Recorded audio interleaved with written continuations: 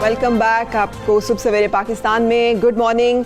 अब जो खबर है इससे मुझे एक तो खुशी हो रही है और एक गुस्सा आ रहा है। गुस्सा इस बात पे आ रहा है कि यार हम जो है वो कितना पीछे रह गए, और खुशी इस बात पे है कि हमारे भाई जिन्हें हम कहते हैं पाकिस्तान, जो मशरिकी पाकिस्तान कहा जाता था, वो हमसे कितने आगे निकल गए। लेकिन खुशी होने की एक और वजह भी है। आइंदा जब कोई कहेगा ना 2 टके की औरत, तो हम उसे कह देंगे 2 रुपए का आदमी। तो वो 2 टके की औरत फिर भी उस 2 रुपए के आदमी से ऊपर होगी। वो 4 रुपए बन जाएंगे। और ये 2, और यही बात कर रहे हैं जो मुहावरे की बात की है, जो 2 टके का मुहावरा है, हमेशा किसी की बेकदरी के लिए फर्क कहना चाह रही है कि वो इस्तेमाल किया जाता रहा है। औरत की बेकदरी के लिए कभी 2 टके का मत सुना। 2 टके की औरत ही होती है। 2 टके की बात भी होती है। हाँ। तूने तो 2 टके की बात किया, 2 टके का आदमी भी एक मुहावरा है, फर्क आ जाता है। और टके टके पे रुलना भी जो है ना, वो भी एक। लेकिन अब इस मुहावरे को तब्दील कर लें, क्योंकि जो 1 टका है वो 2 रुपए का हो चुका है। 2 टके जो है वो पाकिस्तानी 4 रुपए के बराबर है। और ये जो बेकदरी है पाकिस्तानी रुपये की, ये इसका सिलसिला मुसलसल जारी है। लेकिन इसकी एक बहुत बड़ी वजह बांग्लादेश ने जो ये कामयाबी हासिल की है, वो बांग्लादेश की मजबूत मुआशी पॉलिसियाँ हैं। अब इस वक्त तो आपके सामने सूरत हाल है, 2/3 इनका GDP का जो है कंट्रीब्यूशन वो गारमेंट्स फैक्ट्री से है। जो गारमेंट्स पाकिस्तान का एक होता था, हमारी ये कपास अच्छी होती थी, उनका पटसन अच्छा होता था। और पाकिस्तान जो है यहाँ पे बहुत अच्छा कपड़ा बनता था। पाकिस्तान की कॉटन दुनिया भर में मशहूर थी। लेकिन अब बांग्लादेश हम पे सबकत ले गया। उसमें हमारे पास कपास है और हमें ऑर्डर्स नहीं मिल रहे, और अगर ऑर्डर्स मिल रहे हैं तो हम पूरा नहीं कर पा रहे, और कपास जो है उसकी पैदावार भी कम होती जा रही है। लेकिन बांग्लादेश जो है वो टेक्सटाइल इंडस्ट्री में अगर बात की जाए तो चाइना से मुकाबला कर रहा है। जी, और उससे टेक्सटाइल इंडस्ट्री में नहीं, इनका जो जी है ये सिर्फ सार्क मुमालिक नहीं, बल्कि इस वक्त दुनिया में सबसे ज्यादा बेहतरीन है। इनका जो एवरेज था ना एनुअल ग्रोथ, वो 8.20 एवरेज थी, जो कोविड की वजह से थोड़ा नीचे आई है। अब 7.5 कही जा रही है पेंडेमिक की वजह से। लेकिन ये भी इस वक्त खित्ते में इंडिया भी पीछे रह गया, पाकिस्तान भी पीछे रह गया। दुनिया के तमाम ममालिक में सबसे बेहतरीन जो प्रोग्रेस है, आपको पता है कि IT में नंबर 1 जा रहा है बांग्लादेश के। 6 लाख से जायद इनके जो है ना फ्रीलांसर्स हैं जो काम कर रहे हैं, और इनके 25 साल से नीचे 50% लोग हैं। और वो जो नौजवान है बड़ा काम करते हैं। और खातीन की जो आप बात कर रही थी, ये खातीन गारमेंट्स जो इंडस्ट्री है उसको फ्लरिश करने में उनका सबसे ज्यादा किरदार है। बिल्कुल सर। पर कैपिटा इनकम जो है ये $1200, 1200 से थोड़ा ऊपर है, लेकिन चले $1200। पाकिस्तान की जो पर कैपिटा इनकम है वो $302 है। तो अंदाजा कर लें कि लाइफ क्वालिटी, लाइफ स्टैंडर्ड। और एक जमाना था जब मेरी अम्मी बताया करती थी कि ये जो कोविड वाले मामलात भी थे, उसमें मसाइल आए थे। नहीं, अम्मी की जो बात में करें वो कोविड से उसका ताल्लुक नहीं। वो ये था कि वो जमाना जब यहाँ पर हमारा पाकिस्तान इकट्ठा होता था, तो ये कहा जाता था कि मतलब ये जो यहाँ पे एक्सपेंस बहुत ज़्यादा करने पड़ते हैं, सैलाब बार बार आते हैं। उसी सैलाब ज़दा, उसी बार बार आने तूफान वाले जो मुल्क है, उसने अपनी मईशत को कैसे खड़ा किया। मौसमियाती तब्दीलियाँ हमारे से ज़्यादा खतरनाक है। वहाँ पे समुंदर की वजह से पानी बहुत ज़्यादा है। और अब मुज़म्मिल असलम साहब माहिर मौशियात हैं, हमारे साथ मौजूद हैं। मुज़म्मिल असलम साहब अस्सलाम वालेकुम, thank you very much. Muzammil साहब कहिएगा इस बारे में, ये जो 2 टके वाला मुहावरा है जिसकी हम बात कर रहे थे, इसको अब तब्दील नहीं कर लेना चाहिए। और ये जो तब्दील हो रहा है मुहावरा, वजह क्या है? बांग्लादेश इतनी तरक्की कैसे कर गया, हम इतना पीछे कैसे रह गए? देखिए, बात यह है कि बांग्लादेश जो हम पिक्चर प्रेजेंट कर रहे हैं कि अभी जैसे आप लोग भी बात कर रहे हैं, नो डाउट पिछले 5-6 सालों में बांग्लादेश ने बहुत ग्रो किया है। और उसकी जो सबसे बड़ी बुनियादी वजह यह है कि उसने एक्सपोर्ट मार्केट पे बहुत जिसे कहते हैं कि अपनी गिरफ्त मजबूत की। लेकिन उसकी जो सबसे एक बड़ी वजह ये थी कि एक तो वहाँ पे पॉलिटिकली जो है स्टेबिलिटी है, और वहाँ पे आपको पता है एक नेशनल लेवल, एक नेशनल गवर्नमेंट टाइप की चीज़ बनी थी। उसके बाद उन्होंने पूरी दुनिया में, क्योंकि एक बांग्लादेश ने दुनिया में जो है जाके एक लीस्ट डेवलपिंग कंट्री का इसके पास स्टेटस है, तो चाहे अमेरिका हो, चाहे बरतानिया हो, चाहे यूरोप हो, उन्होंने इसको ट्रेड कंसेशंस दिए हुए बहुत बड़े। आपको याद होगा 2 साल पहले ट्रंप ने इंडिया से जो है ट्रेड कंसेशंस ले लिए थे और इंडिया को लीस्ट डेवलपिंग कंट्री का स्टेटस उससे छीन लिया था। तो उसके बाद क्या हुआ कि बांग्लादेश में इंडिया ने, जो इंडिया के जो सरमायाकार थे, जो इंडिया से पहले जो एक्सपोर्ट्स करते थे इन ममालिक में, उन्होंने अपनी जाके फैक्ट्रीज लगाई। और आज बांग्लादेश में जो डोमिनेंस है, अगर आप कभी एक स्टैटिस्टिक्स उठाएं तो बांग्लादेश से इंडिया में प्रॉफिट रिपैट्रिएशन बहुत ज़्यादा होती है। यानी कि इसका मतलब ये होता है कि बांग्लादेश में जो सरमायाकारी है वो इंडियंस ने की और उसके बाद वो मार्केट कैप्चर की जो इंडिया लूज कर रहा था क्योंकि ट्रेड कंसेशंस की वजह से। अब देखें बात ये, इसमें जो सबसे इम्पॉर्टेंट चीज़ ये है कि बांग्लादेश ने अपने आप को इस तरह पोजीशन किया कि वहाँ पे सरमायाकारी आई। ये हमारी सबसे बड़ी गलती थी। हालांकि ना बांग्लादेश में कपास पैदा होती है, ना उनको जो है वो जूट के, आपको पता होगा हमेशा से शुरू से कि वहाँ पे जो है टाट पैदा होती थी। पाकिस्तान में कपास पैदा होती थी और जब वो हमारा हिस्सा था, और बांग्लादेश टाट के लिए मशहूर था। तो बांग्लादेश हालांकि अपने मुल्की वसाइल नहीं है, सिर्फ वो टैक्स स्टेटस की वजह से उसने एक बहुत बड़ी मार्केट कैप्चर की और मैं बहुत बड़ी कामयाबी समझता हूँ उसको। हाँ बिल्कुल कामयाब, बहुत बड़ी कामयाबी है, इट्स अ बिग अचीवमेंट। लेकिन पाकिस्तान की पॉलिसीज के बारे में भी हमें बता दीजिएगा। एक तो तरसीलात ज़र में वज़ीर आज़म ने भी ऐलान किया ज़्यादा है, करंट अकाउंट सरप्लस की बात की गई कि बहुत पैसा आया, उसके बावजूद करेंसी तो स्टेबल नहीं हो रही। फिर दरामदात जो है वो कहा गया कि कम की जाएंगी, उसके बावजूद करेंसी स्टेबल नहीं हुई, मईशत भी हमें उस तरह स्टेबल होती दिखाई नहीं दे रही। तो कमी कहाँ पर है? कब तक दरामदात के ऊपर हम पाबंदी लगाने से कोशिश करेंगे कि मामलात में सुधार लाया जाए? क्या इससे कोई बेहतरी आने की उम्मीद है? इंपोर्ट्स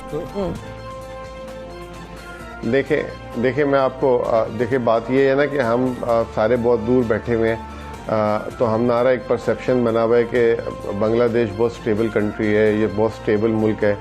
आपको मैं एक बात बताऊं कि जब ये कोरोना आया, तो जब ये कोरोना आने के बाद पूरी दुनिया बंद हुई, तो बांग्लादेश की बरामदात बहुत बुरे तरीके से इफेक्ट हुई और बांग्लादेश का कारोबार ठप होके रह गया। उनकी स्टॉक मार्केट बंद हो गई और वो उन्होंने जैसे जो हमने 2008 में, आई डोंट नो आप लोग को स्टॉक मार्केट का कितना इल्म है, 2008-9 में हमारी स्टॉक मार्केट फ्रीज हो गई थी जब मुशर्रफ साहब गए थे और पीपल्स पार्टी गवर्नमेंट ने 4 महीने के लिए बंद कर दी थी। आज हमें 10 साल लग गए वो अपना इमेज रिवाइव करने में। वही एग्जैक्टली हरकत जो है बांग्लादेश ने अभी पिछले 5 महीने पहले की। बांग्लादेश में अब वो वाली सरमायाकारी नहीं रही जो आज से साल, 1.5 साल, 2 साल पहले रही थी। तो बांग्लादेश भी इंस्टीट्यूशनली इतना डेवलप नहीं हुआ। तो वो जो हमने देखा वो बांग्लादेश ने अब देखा। इसी तरीके से उन्होंने अपनी करेंसी को अभी तक संभाल के रखा हुआ, अपनी करेंसी को टूटने नहीं दे रहे। ये कोई जिसे कहते हैं कि ये कोई बड़ी उसकी बात नहीं है, खुशी की बात नहीं है कि आप आर्टिफिशियली अपनी चीज को रोकें। आपकी खुद ब खुद ऑटो पायलट पे अगर करेंसी स्ट्रांग हो रही है तो आपको खुश होना चाहिए।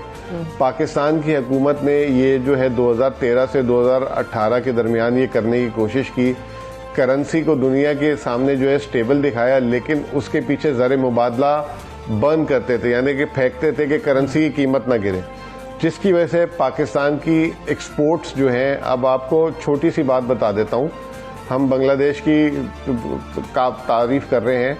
2008 में हमारी जो बरामदात 12 अरब डॉलर थी और बांग्लादेश की 8 अरब डॉलर थी। आज बांग्लादेश की 40 से 45 अरब डॉलर है और हमारी जो है 22-23 अरब डॉलर, अभी भी 24 अरब डॉलर से ऊपर नहीं है। आपके ख्याल में वजह क्या? वजह ही ये हुई कि हमने जी उसकी वजह ही ये हुई कि हमने अपनी एक तो ये कि अपनी प्रोडक्शन, अपनी प्रोडक्टिविटी पे काम नहीं किया। हमने बिजली, आपके सामने अभी तक बिजली का मसला पाकिस्तान में, फिर हमने इतनी महंगी बिजली लिया है कि वो कोई दुनिया में इतनी महंगी बिजली के साथ बरामदात नहीं कर सकता था। तीसरी चीज ये कि उसके लिए हमारी आज से, जब मुझे याद है 2008 से लेकर 2005 से लेकर 2012-13 तक हमारी 15 मिलियन बेल कपास पैदा होती थी, कॉटन। अब वो हमारी 8-9 मिलियन बेल पे आ गई, यानी कि हम 60% पे आ गए। तो आपकी बरामदात, हाँ, तो अब आप मुझे एक बात बताएं कि जब आपके पास रॉ मटेरियल ही नहीं होगा तो आप एक्सपोर्ट कैसे करेंगे? या तो फिर बांग्लादेश की तरह आप इतने सस्ते हो जाएं, लेबर आपकी, देखें बांग्लादेश में आज भी जो पर कैपिटा इनकम है वो पाकिस्तान के आसपास ही है, ठीक है। उनकी लेबर, वहाँ पे इनकम डिस्पैरिटी बहुत ज्यादा है, वहाँ पे पॉवर्टी आज भी पाकिस्तान से ज्यादा है, ठीक है। वो हैप्पी इंडेक्स में भी हमसे पीछे है। मुजम्मिल साहब, वो जो फिर बांग्लादेश क्लेम करता है, परसेप्शन, जी बांग्लादेश क्लेम करता है 2010 से 2020 के दरमियान 80 लाख अफराद को खते गुर्बत से निकाला है और 3 गुना जो है इजाफा हुआ है उनकी आमदनी में इन 80 लाख लोगों में। तो क्या ये बात दुरुस्त है? बिल्कुल है, लेकिन आप वो देखें कि वो मिकदार जो 80 लाख की थी, उनकी इबादी का आज भी कितना फीसद बनता है। आज भी जो गुर्बत है वहाँ पे पाकिस्तान से पावर्टी रेट पाकिस्तान से ज़्यादा है आज भी, ठीक है। वो ये बात नहीं कहने की, अब अगर बांग्लादेश ग्रो कर रहा है तो उनकी आवाम आगे ग्रो कर रही है, ये सबसे इम्पोर्टेंट चीज़ है। मुझे लगता है कर रही है, और अगर अगले 10 साल इसी तरह वो ग्रो करते रहे, लोग बातें कर रहे हैं कि वो इंडिया को चैलेंज कर देगा। चाइना को तो नहीं कर सकता, लेकिन इंडिया को वो चैलेंज कर देगा। अब हमें भी एक, जिसे कहते हैं वर्ल्ड्स फैक्ट्री बनने की जरूरत है, और ये हुकूमत ने कोशिश काफ़ी की है, लेकिन हमारे मसले इतने हैं कि मैं क्या बोलूं कि अगर एक तरफ से बात सही होती है तो बड़े मसाइल हैं। असलम साहब बात कर रहे थे इस पे, बहुत शुक्रिया आपका, और बड़े अहम चीज़ें थी जिस पर। लेकिन हमने देखा कि इसी तरह लिरा की कीमत कैसे गिरी थी तुर्की में अर्दोगान साहब के आने से और उस सारे मामला से, लेकिन फिर स्टेबल कैसे किया। सो एक अच्छी मुआशी पॉलिसी जो है वो बदतरीन हालात में भी किसी भी मुल्क को और कौम को निकालने की उस हालात से एबिलिटी रखती है। अब आपको पता है, आप किसी भी ब्रांड से जाकर चीज़ें लेना हमजा, और ख़ास तौर पे जो चीज़ें मतलब पहनने की चीज़ें, टेक्सटाइल और इंटरनेशनल ब्रांड्स तो अंदर लिखा होता है मेड इन बांग्लादेश। सो इतनी ज़्यादा उन्होंने अपनी एक्सपोर्ट के ऊपर काम किया, लेकिन जिस सिस्टम की खराबी की बात की जा रही है, कुछ इसी सिस्टम की खराबी का इस वक्त हम आपके सामने तस्वीर रखेंगे। के बाद अखलाकी बदहाली की बात, हाँ, अखलाकी भी और मुआशरती भी। हमारे मुआशरे में सरकारी मुलाजिम जो है उसकी इज्जत नफ्स का कोई कॉन्सेप्ट नहीं है, उसको और एक गुलाम को तकरीबन एक बराबर रखा जाता है। सियासतदान से लेकर अवाम तक सब लोग जो है वो समझते हैं कि इसके ऊपर तो हम अपना गुस्सा और नजला निकाल सकते हैं। सरकारी मुलाजिम जो है रियासत का नौकर होता है, जाती मुलाजिम किसी का नहीं होता, लेकिन जाती मुलाजिम उसे समझा जाता है। आप समझ ही रहे होंगे हम किन कहानियों की बात कर रहे हैं, आपके सामने ही है कि किस तरह से लाड़काना में एक वाकया हुआ जहाँ पे एक ASI जो है मुबैना तौर पे जो एलिज जो बातें हैं वो ये हैं कि उन्होंने एक शराब के उसके ऊपर गिरफ्तार किया। उसके बाद पीपल्स पार्टी के जाखरानी साहब आ गए, उन्होंने आकर तशद्दुद किया। तशद्दुद को थानेदार जो बैठ के देखता रहा, उसके सामने थाने में पिटाई होती रही, निकाल के ले गए, वर्दी फाड़ दी गई, उसको निकाल के ले गए। वो बेबस जो एक पुलिस ऑफिसर है वो फिर उसने अपने इस पे मतलब खुदकुशी की कोशिश की, जिसको निगेट किया कि खुदकुशी की कोशिश नहीं की, लेकिन ये हमने देखा ना। और फिर इसी तरह से एक और वाकया जो है वो हमारे सामने आया कि साहिवाल में पाकिस्तान तहरीक इंसाफ के मुकामी रहनुमा जो हैं उन्होंने खातून पोस्ट मास्टर के ऊपर तशद्दुद किया। कितनी बदतरीन बात है। एक तो सरकारी मुलाजिम, ऊपर से खातून, और उसको आप थप्पड़ मार रहे हैं वहां जाके, किस कैपेसिटी में और किस ताकत और किस जोम में। लेकिन ये हुआ। हम क्लेम पता क्या करते हैं कि भाई हमारे टैक्स के पैसों से आपकी तनख्वाह आती है। वही बात कि वो रियासत के मुलाजिम हैं, रियासत के नौकर हैं, आपको भी कहीं ना कहीं उसी टैक्स का फायदा मिल रहा होता है। लेकिन इसी स्टेट के अंदर टैक्स देखें तो हमारी जो भी सामने आई है वहाँ पे टैक्स तो इतने दिए नहीं गए जितने टैक्स दिखाया जाता है कि दिए जाते हैं। साहिवाल चलते हैं जहाँ पर आपको बताया कि खातून पोस्ट मास्टर को पाकिस्तान तहरीक इंसाफ के रहनुमा ने थप्पड़ मारा। उस्मान, आप तक आवाज अगर पहुंच रही है तो बताइएगा कि ये वाकया क्या है, ये कब पेश आया और क्या किया गया इस बारे में। जी बिल्कुल, ये अफसोसनाक वाकया जो 24 सितंबर को साहिवाल पोस्ट ऑफिस में पेश आया, जिसमें senior post master madam Sophia Kasam के दफ्तर में एक नवीद असलम नामी शख्स दाखिल हुआ और उसने मैडम के मुंह पे थप्पड़ मारा और उनको घसीटना शुरू कर दिया। नवीद असलम कौन है? मैडम का ये कहना है कि मेरा शोर सुन के मेरे नवीद असलम PTI का मुकामी ओहदेदार है। ठीक, नवीद असलम PTI का मुकामी ओहदेदार है जी, ठीक। और ये वाकया क्यों? सोफिया कासम का कहना है कि मैडम सोफिया कासम का कहना है कि मेरे अमले ने शोर सुन के अंदर आए, दाखिल हुए और उन्होंने आके मुझे उससे बचाया। उसके बाद 15 पे कॉल की गई, पुलिस ने आके उसको गिरफ्तार कर लिया और उसके ऊपर FIR दर्ज कर दी, लेकिन दूसरे दिन उसकी जमानत हो गई। इस वक्त मैडम सोफिया कासम हमारे साथ मौजूद हैं। आइए हम उनसे बात करते हैं और उनसे पूछते हैं कि क्या वो पुलिस की कार्रवाई से मुतमिन है। सोफिया साहिबा आपके साथ मौजूद हैं, उनसे करवाइएगा, वो क्या मौकिफ रखती हैं, उनसे जानेंगे हम। जी मैं उनसे बात करवा रहा हूँ। जी बिल्कुल, मैं उनसे बात करवा रहा हूँ आपकी। जी अस्सलाम वालेकुम सोफिया साहिबा, शुक्रिया आपने आज प्रोग्राम में हमें वक्त दिया। ये अफसोसनाक वाकया, सबसे पहले तो बहसियत कौम हम आपसे माजरत करते हैं इस रवैये के ऊपर जो कि इख्तियार किया गया। ये इंतहाई नामुनासिब बात है, लेकिन ये वाकया आपके ख्याल में क्यों हुआ, उनका जो मौक़िफ़ है वो क्या है, और ये आप ऐसा क्या हुआ था? कैसे आया? मारा उसने, और मेरे शोर पे जो है ना वो मेरे क्यों मारा? 2 मुलाजिम आए, उन्होंने आके बड़ी मुश्किल से मेरी जान बचाई, वरना तो मुझे नहीं समझ आ रही थी कि जिस सख्ती से वो पकड़ के मुझे खींच रहा था और मुझे मारने की कोशिश कर रहा था, मुझे ऐसा लग रहा था कि या तो अभी ये मुझे जान से मार देगा या फिर ये उठा के मुझे कहीं ले जाएगा। मैं बयान नहीं कर सकती कि किस कदर जुल्म उस शख्स ने आके मेरे ऊपर अच्छा, इनसे पूछिएगा कि ये क्यों, ये जाती दुश्मनी थी कोई, या कोई सरकार में मुदाखलत कर रहे थे, वो वाकया हुआ क्यों है ये? जी मैडम, वो पूछ रहे हैं कि ये वाकया हुआ क्यों है, उनको क्या मसला था, उन्होंने क्यों आपके ऊपर हमला किया? जी, जब वो आए हैं तो बिल्कुल उसने कोई बात नहीं की, कोई अपना ग्रीवियंस बयान नहीं किया, ना कोई रिटर्न ना कोई वर्बल शिकायत की है। जाहिर है मैं भी इस शौक में थी कि क्यों मतलब एक बंदे ने इस तरह से आके मेरे ऊपर हमलावर हुआ है। तो फिर मेरे पोस्टमैन ने मुझे बताया कि थोड़ी देर पहले इस इंसिडेंट के वो फील्ड में गया था, उसके मनी आर्डर लेकर वो बंदा गाड़ी में बैठा हुआ था।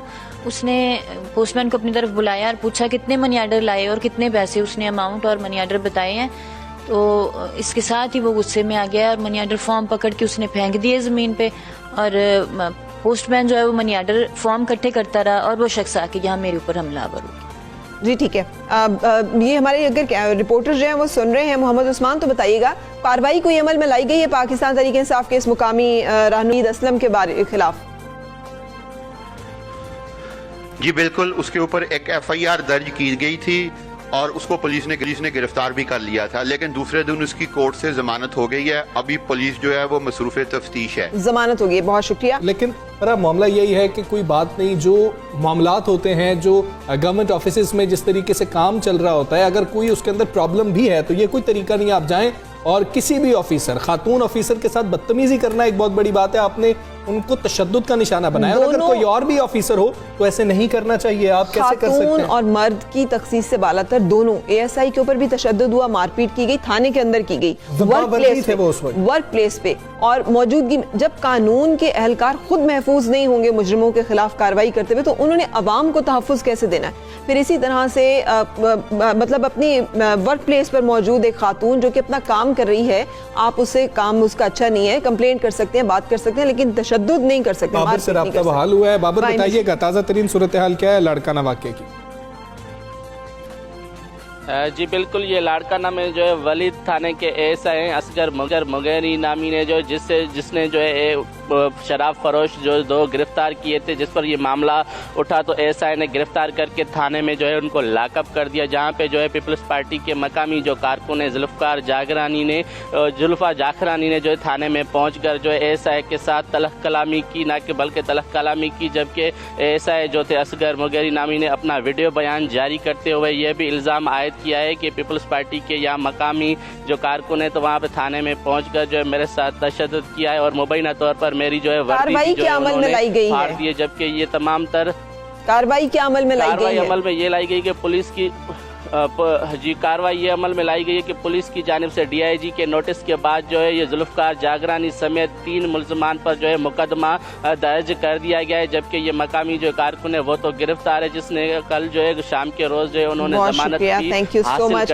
दोनों तरफ ही सुनाई दे रहा है कि मुकदमा दर्ज और जमानत हो गई। हमारे सामने अब्दुल मजीद अचकज़ई भी है कि एक ट्रैफिक वार्डन इसी तरह ड्यूटी पे अगर खड़ा है तो उसके कत्ल को आप साबित नहीं कर सक रहे वीडियो सबूत होने के बावजूद, और वो जो अब्दुल मजीद अचकज़ई साहब हैं वो भी रिहा होकर जो है, बिल्कुल